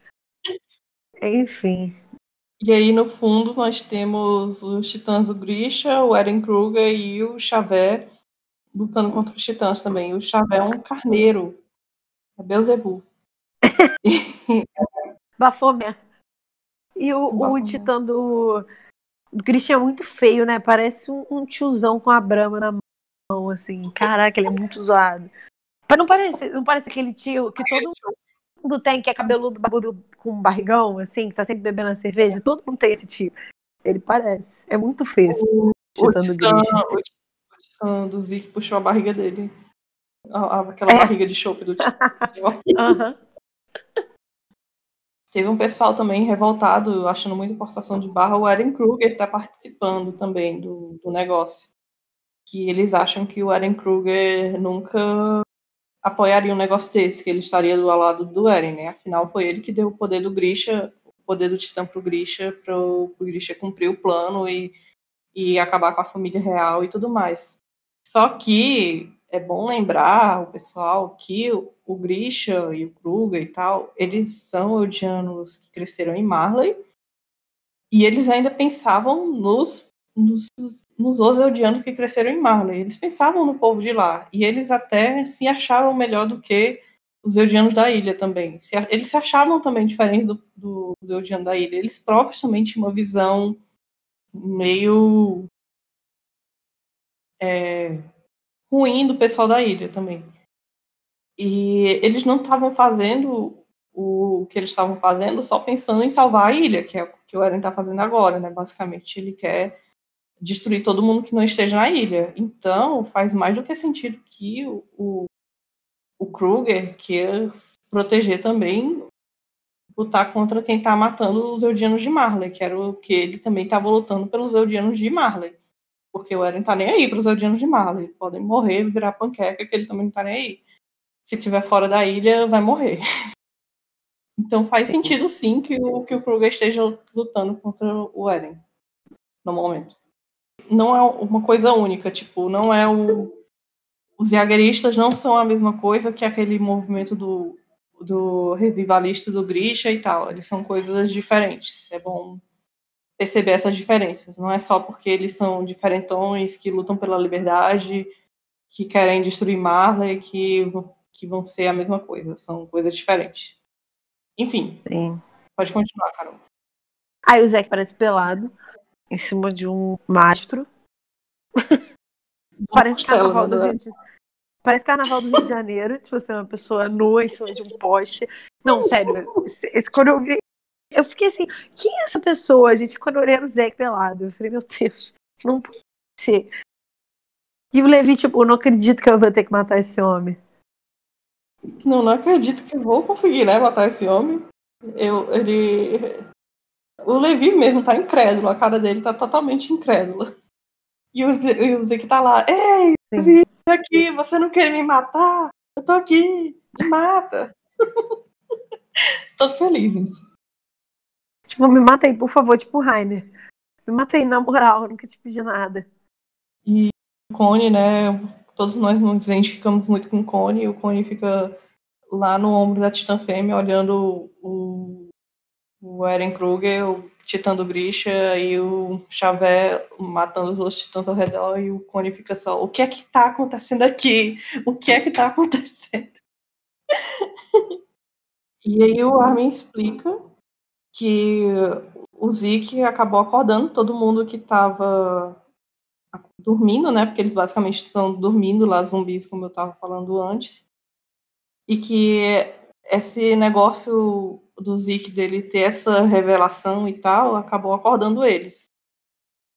E de novo, ele explica as coisas que a gente já falou aqui, né? Que todos os Eldianos estão conectados pelos caminhos, porque ela quer criar laços, porque a Irmie quer criar laços, e que o Zeke, no momento que ele foi capaz de ter essa realização da vida, foi capaz de acordar esses que tinham uma ligação com eles e que estavam dormindo. E inclusive aparece até o Bertholdt, tem o confronto, eles finalmente ficam de cara um pro outro, né? E o Armin pede desculpa. Na verdade, ele nem pede desculpa. E o Armin fala pro Bertholdt que ele tirou tudo do Bertholdt, que ele tirou a vida dele, o poder dele, as memórias dele. E é que é por isso mesmo que o Armin não pode ficar ali sem fazer nada. E ele tem uma missão com o Bertholdt também, com uma obrigação com o Bertholdt, que ele tirou a vida do Bertholdt, fez aquilo, ele tinha que lutar para transformar isso em alguma coisa, compensar isso de alguma forma. Isso até também, para quem ouviu o podcast da Tropa, se relaciona um pouco com o que eu falei lá sobre aquele ideal da Tropa de lutar pelo também os que se foram e tal, né?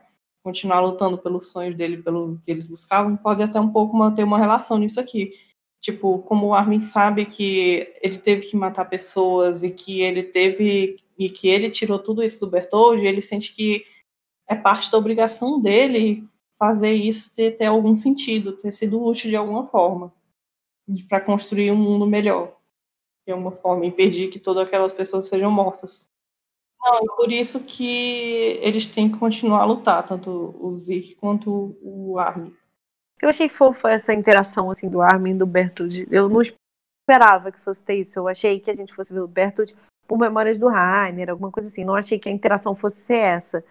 Mas eu achei ok, assim, sabe?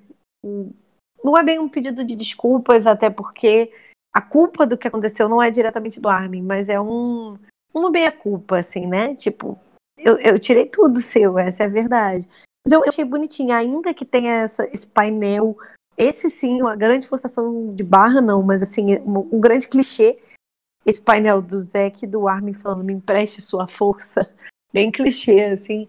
Mas eu achei bonitinho, assim, eu imaginei que muita gente não ia gostar dessa conversa, até porque tem essa briga, né, dos fãs do Bertold com os fãs do Armin e tal, então eu achei que ia ser meio...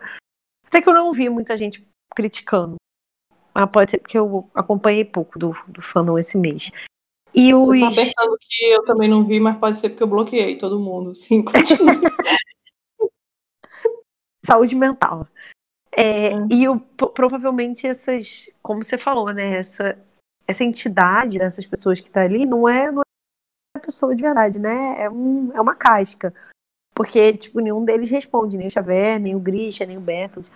Eles são só uma representação, né? Pelo menos na minha perspectiva. Eu gostaria de ter podido ver uma conversa, por exemplo, entre o Armin e o Bertold. Mas acho que não vai ser mesmo possível. E até, tipo, no capítulo que esses titãs mesmo apareceram, não lembro se foi o passado ou foi o retrasado, que quando a Pieck fala que esses titãs que estão atacando eles são os portadores dos originais, já dava para ter uma ideia de que as almas ou a essência desses portadores estavam lá naqueles titãs. Por mais que eles não estivessem vivos, eles estavam... A essência deles, as mentes, sei lá, estavam lá. Porque ela disse, ó, eles têm experiência em batalha, eles sabem o que eles estão fazendo, eles são perigosos porque eles foram feitos para batalhar.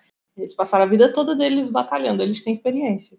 Então a gente meio que sabia que existia alguma forma, alguma essência desses portadores que estavam naqueles titãs e que eles estavam dormindo, né? Que a Irmie estava se aproveitando disso. Agora é só que alguns deles acordaram e se posicionaram contra isso. E a Irmie também não faz nada, nem o Eren faz nada. Tipo, muita gente achou, mas por que o Eren nem a Irmie fizeram nada? Isso não faz sentido para impedir os outros. Sendo que o Eren já tinha falado que ele também não ia usar os poderes dele para controlar deliberadamente os amigos dele, né? Como quando ele chamou ele para coordenar, ele disse isso, né? Eles meio que iam ter uma luta justa, entre muitas aspas. Justa. O Eren não ia controlar arbitrariamente os amigos dele. Então, eu acho que isso escapa ainda do negócio do que o Eren ia fazer. Tipo, eles podem até tentar, mas... enquanto também a Irmie, eles podem até tentar, mas mas não quer dizer que eles iam suceder. E também a Irmie, como a gente estava falando antes, eu acho que ela é muito passiva, ela não está impondo a vontade dela sobre os outros. Se alguém, tipo, recobra um pouco da sua consciência ou acorda, eu não acho que ela seria capaz de se opor a isso ou de fazer algo controlar eles, contra a sua vontade. Ela controla os outros porque eles estão dormindo, eles não estão consciência do que eles estão fazendo, mas esses aí, no momento que eles acordaram, aí fica mais difícil. E até o próprio Bertold chorando no capítulo passado também dá um pouco dessa ideia, eu acho. Mas, enfim, é tudo a gente muito assumindo, né, as coisas, não tem... Apesar de que eu acho que é por esse caminho mesmo que a gente tem que seguir. Aí nós temos a cena, né, em que o Zeke vai morrer, e ele para e justamente quando ele vai morrer, quando ele chegou em paz em si mesmo, uma paz de espírito, as coisas que ele queria na vida dele, que ele percebe como o dia é bonito e como ele nunca foi capaz de aproveitar essas coisas mundanas de verdade, porque ele só tinha a mente focada em algumas coisas. e que ele queria ter percebido isso antes. Mas ele pensa também que depois de toda a matança que ele fez, isso também é pedir demais, é querer demais, que não é justo. E com isso o Levi corta a cabeça dele. E eu acho que esses dois painéis aqui estão muito relacionados ao Eren também. De que o Zeke fala que ele não era capaz de perceber essas coisas porque ele estava muito preso a um objetivo, eu acho que é total relacionado com o Eren. Uma indireta, né? De novo, outros plots reforçando o plot principal, né? Como eu falei antes. Sim. E o Eren também é muito centrado em uma coisa e que ele é incapaz de aproveitar as outras por conta disso. O mundo à volta dele, né? Isso foi a vida toda, não só agora. Eu acho que o Eren sempre foi muito dedicado a um só objetivo, antes era exterminar os titãs e tal, e que ele não aproveitava realmente a vida dele, os amigos que ele tinha e tudo mais.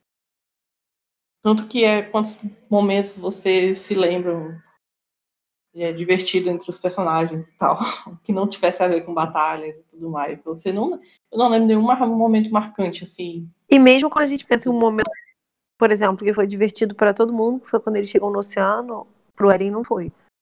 Pro Eren Exatamente, principalmente. Eu vou matar as pessoas. Ele não foi capaz de ver como o oceano era bonito e tal, e aproveitar aquela conquista. Ele só tinha mente naquele outro objetivo dele. E isso também se relaciona com essa fala do Zeke, que ele não foi capaz de admirar, tipo, um dia bonito, uma coisa bela da natureza, tipo, o oceano, que a mente dele só tinha um único objetivo. Mas que ele também, o próprio Zeke reconhece que isso seria pedir demais, porque o próprio Zeke causou muita morte, muita destruição, e que ele não tem direito de querer uma vida tranquila e tal, depois de tudo que ele fez. E eu acho que isso completamente vai ser relacionado também ao Eren. Tipo, isso aqui reforça que o Isayama tem consciência de que eles têm que ter alguma consequência por todas as vidas que eles tiraram e tal, que o Eren não vai conseguir ser só feliz e perdoado e tal, depois de toda a destruição que ele está causando. Eu concordo, mas eu não sei se alguém vai ter essa realização no sentido de essa epifania que o Zack teve. Tipo, de, nossa, olha só, eu errei pra caramba. Eu acho que ele não vai ter, eu acho que não vai ter. Tanto é que ela já foi usada aqui pro Zeke, né? Eu acho que não vai ser reaproveitada, não vai ser usada de novo em outro personagem. E realmente eu fico feliz por causa disso, porque esse clichê aqui que aconteceu com o Zeke agora é exatamente tudo que eu não queria que acontecesse com o Eren. Com Então eu fiquei exatamente. muito feliz que aconteceu. Tudo com ele. Eu fiquei muito feliz que aconteceu com o Zeke, porque não tem mais muita chance de acontecer com o Eren. Então, porque não tem chance de Isayama aproveitar a mesma coisa para dois personagens seguidos. Então, eu tô feliz. Que não vai ser isso. E aí, quando o Levi mata o Zeke, né, quando ele corta a cabeça dele, é bem, assim, eu achei bem mais uma morte anticlimática, como o Isayama costuma fazer, porque eu acho que todo mundo esperava que fosse ter aquela coisa do Levi falar pra ele e tal, você matou um monte de gente, blá, blá, matou o comandante e fez e eu tenho uma promessa. Não, tipo, o Zeke queria morrer, o Levi tinha que matar ele mesmo, o Levi também já não podia fazer muito mais do que cortar a cabeça dele, que não tinha força pra mais nada. Então foi uma morte anticlimática, mas que eu não achei ruim. Eu acho que quando o Levi entrou nessa batalha, e eu falei várias vezes aqui que eu tinha muito medo do Levi virar o B10 de novo, tipo, o cara, o fodão que ia matar todo mundo, isso me preocupava muito. E ver que o Levi ficou encostado a batalha inteira e só apareceu pra matar o Zack do jeito que foi, tipo, um cara que já tá entregue, que já quer morrer, que ele só foi lá e cortou a cabeça, eu achei muito bom. Eu não queria que ele tivesse essa morte de vilão, né? Essa morte que o protagonista chega, joga tudo na cara dele e tal, e vinga. Aquela coisa muito heróica. Eu achei muito bom que não foi feito desse jeito. Reclamando que foi fácil demais, mas realmente, e que foi muito anticlimático, mas eu realmente amei ter sido anticlimático. Porque muito da motivação do Levi de querer matar o Zeke, fora de cumprir a promessa, também era por vingança, né, de tudo que o Zeke fez. E quando ele não matou o Zeke de uma forma cruel, em que ele fez o Zeke pagar por tudo que ele fez. Porque, tipo, todas as interações do Zeke e do Levi que tiveram depois mostravam claramente como o Levi tem ódio do Zeke e queria fazer o Zeke pagar por tudo que ele fez, né? E ele foi roubado disso, porque não foi ele que conseguiu matar o Zeke por mérito próprio. É só porque o Zeke decidiu que ele queria morrer e vamos lá, Levi, me mata. Então o Zeke, ele não entregou isso de bandeja para ele. Ele não teve o gostinho assim da vingança. Ele não teve o dever de sensação cumprida. Foi o Zeke que decidiu que queria morrer e pronto. Então isso, na verdade, foi muito frustrante, eu acho, para o Levi. Tanto que a cara dele, quando ele finalmente mata o Zeke, é uma cara meio quebrada, assim. Ele não tá crendo o que tá acontecendo. Não é uma cara, assim, de realização tal. Sim. Eu gostei disso. Vai ser mais frustração pro Levi. E também, essa questão do Levi ter cumprido a promessa dele me lembrou muito uma entrevista de um guidebook que o Isayama falou sobre o Irving, que era sobre a pergunta era algo sobre o Irving ter morrido sem ter cumprido o sonho dele de ver o que é que tinha no porão, né?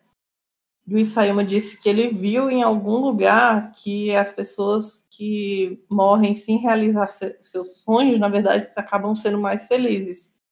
Porque, às vezes, quando você realiza seus sonhos, quando você cumpre seus objetivos, sua vida meio que perde o sentido, até que você ache outro sonho ou outro objetivo, né? Porque é mais importante o destino de ir até ali do que a coisa em si. Porque às vezes a coisa em si não é tudo aquilo que você espera, né? Tipo, o mais importante é a jornada de chegar até ali e ter esse objetivo para te fazer continuar seguindo em frente.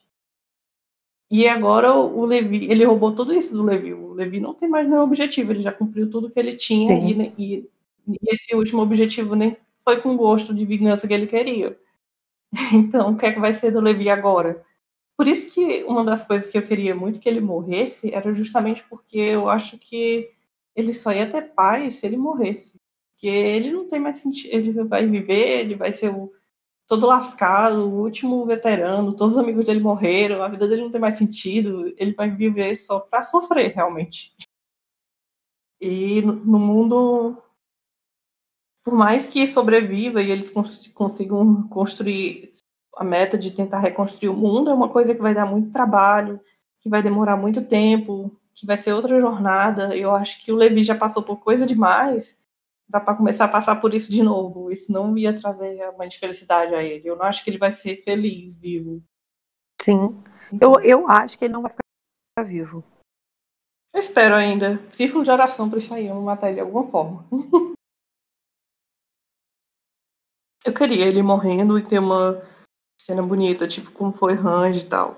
Mas eu também acho que pediria uma cena muito impactante e tal, e que talvez não tenha tempo para fazer uma cena assim como ela merece ser. Mas sei lá, né? Vamos esperar para ver, talvez tenha. Tem E isso, eu também a história vi. tá acabando, né? Então temos só mais 2 capítulos. Que é que vai caber nesses 2 capítulos, fica o mistério. E eu também vi muita gente reclamando de que o estrondo parou só deles cortarem a cabeça do Zeke. E eu acho Mas isso estranho tá as sendo pessoas ainda falado. Isso tá sendo falado há uns 10 capítulos, gente. Pelo amor de Deus, você pode achar tosco, mas isso tá sendo falado há 10 capítulos. Pois é, exatamente. A minha reação é essa, tipo, você pode querer ignorar, pode reclamar do que for, mas foi Eu apresentado também como sempre, solução na obra há muito tempo. eu também sempre achei que era meio forçada. Tipo, pô, aí é muito fácil, é só cortar a cabeça do Zeke. Mas assim, cara, isso tá sendo falado há muito tempo. Eu volto mais uma vez, hoje a gente tá repetitiva. É mais uma vez a gente dizer que não é porque você acha que não é, que não é a melhor solução, que é uma solução que demonstra escrita ruim. Para mim não era a melhor solução, eu gostaria que tivesse uma outra. Mas isso está sendo apresentado na obra há muito tempo. Todo mundo sabia que isso era uma solução plausível. Uhum. E lá na confusão, né, nas costelas do Eren, fica lá aquela matança dos titãs, de titã contra titã, e um monte de flecha e tal, e o Jean consegue fugir lá da confusão no último segundo e consegue puxar o detonador para explodir a cabeça do Eren. E aí o Jean grita, seu cabeça dura, suicida, não sei mais o que, e aí ele explode o dispositivo que tava, as bombas que estavam no pescoço do Eren. E cai a cabeça do Eren. E da cabeça do Eren sai o bicho lá, nojento, brilhante.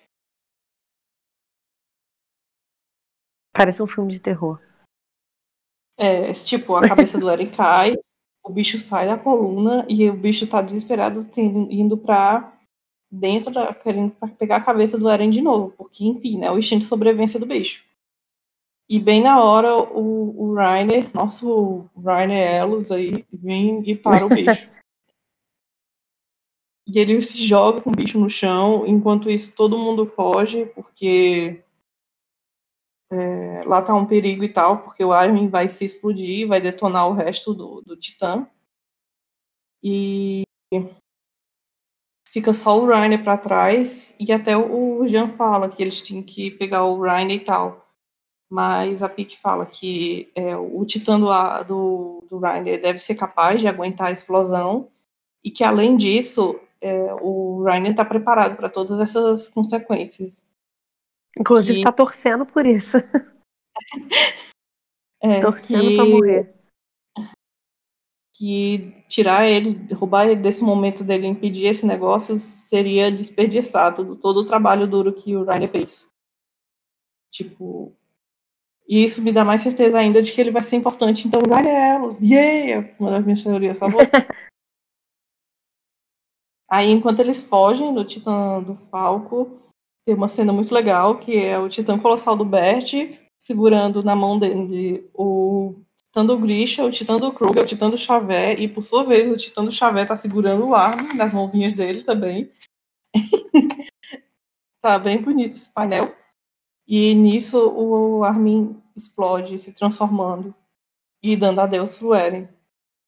Enquanto com o Reiner lá embaixo segurando o bicho e o resto das pessoas em cima do Falco assistindo à distância. É bem legal essa cena, eu acho que vai ser bonito, animado. Eu tenho pena dos animadores do mapa, tenho muito Sim, eu pena. acho que vai ser muito bonito. Mas vai ser um ótimo vai ser final de episódio. Vai. Pois eu realmente acho que o Reiner vai ser importante no próximo, que finalmente vamos ter um fechamento pro arco dele. Pro arco dele. Pra esfregar na cara de todo mundo que disse que ele nunca mais ia ter relevância assim na obra. Que já tinha passado o momento dele. E falando só uma coisa em relação às expressões, a gente sempre conta que as expressões do Sayama são muito boas. E é muito bonito esse painel, o painel final. E aí do lado tem a Mikasa e o Armin. E a cara deles, né? Porque a Mikasa, ela tem uma cara de tristeza, mas ela tem uma cara de desespero, né? Tipo assim, o Eren realmente vai morrer. Enquanto a cara do Armin, ela é mais de tristeza mesmo. Tipo, bem condizente com o que os personagens vêm apresentando, né? A Mikasa naquela eterna negação e o Armin meio que já aceitou, ele já internalizou que isso vai acontecer. Então ele tá com uma cara de triste, enquanto a Mikasa tá com uma cara de meu Deus do céu, sabe? Eu achei muito bonito, muito marcante a expressão deles. Uhum.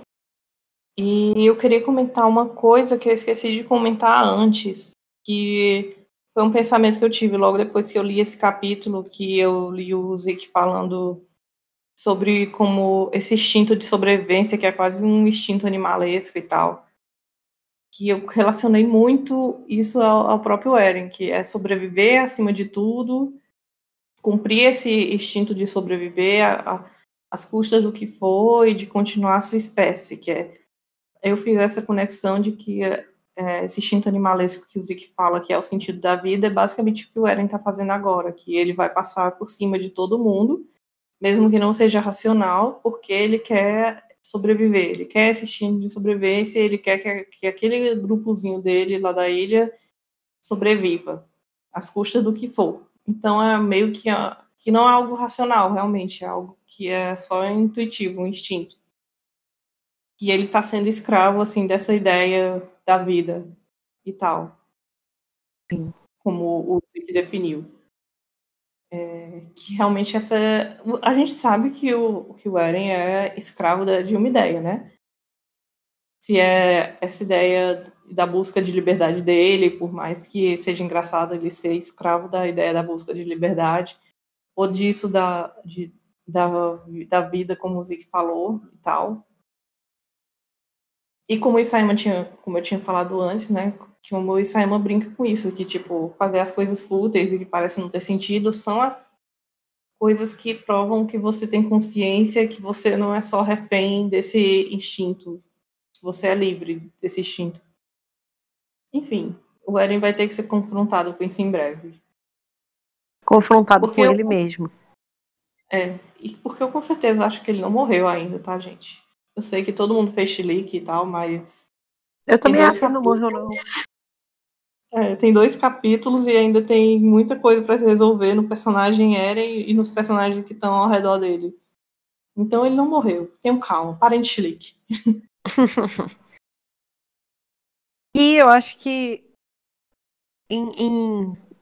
não solidariedade, me fugiu a palavra, assim, em solidariedade, a gente ter demorado tanto a fazer esse podcast, a gente tá entregando um podcast com quase 2 horas de duração, porque a gente tá gravando a 1 hora e 50.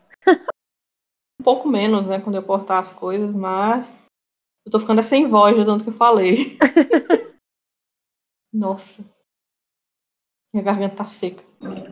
Mas eu acho que o bicho aí se deu muito bem com o Parasita, se deu muito bem com o Eren. Ninguém tá controlando ninguém, tá, gente? O bicho não tem consciência, eu acho que é uma ele só tem sobrevivência. E aí, um precisa do outro e o outro precisa do um. Uhum. E a Amy também não tem esse poder de ficar controlando os outros, ela é mais submissa, pelo que a gente viu nesse capítulo. Então ninguém tá controlando ninguém, já podem parar com essas teorias. Obrigada.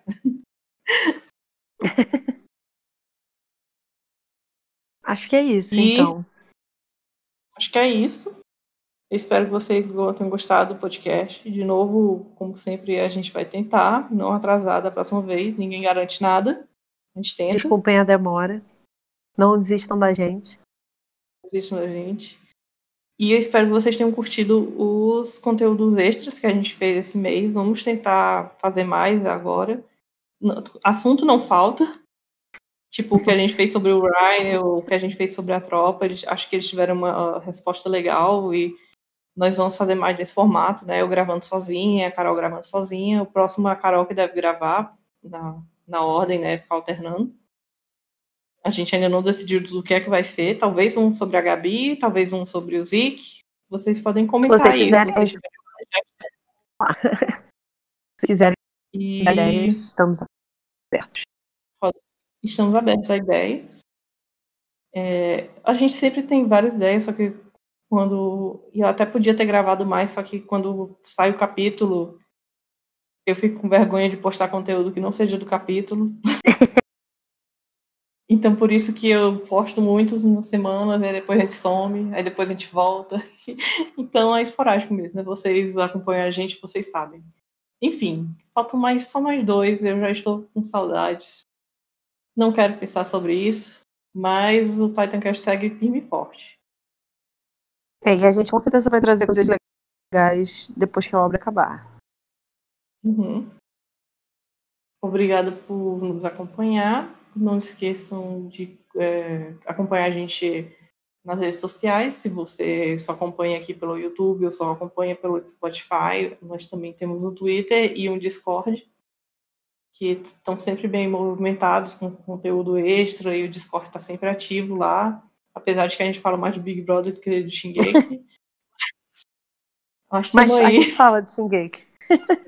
A gente fala mais de outras coisas do que futebol, fala de Shingeki, falamos, mas Big Brother, um pouquinho de tudo. Ficar pegando Pokémon no servidor, muita diversão. Mas estamos lá. Bichinhos fofos. Sempre abertos a conversar, e se vocês quiserem jogar teorias ou debater, tamo lá. Obrigado por ouvir até aqui. Obrigada, gente. Até a próxima. Até a próxima. Tchau. Beijo.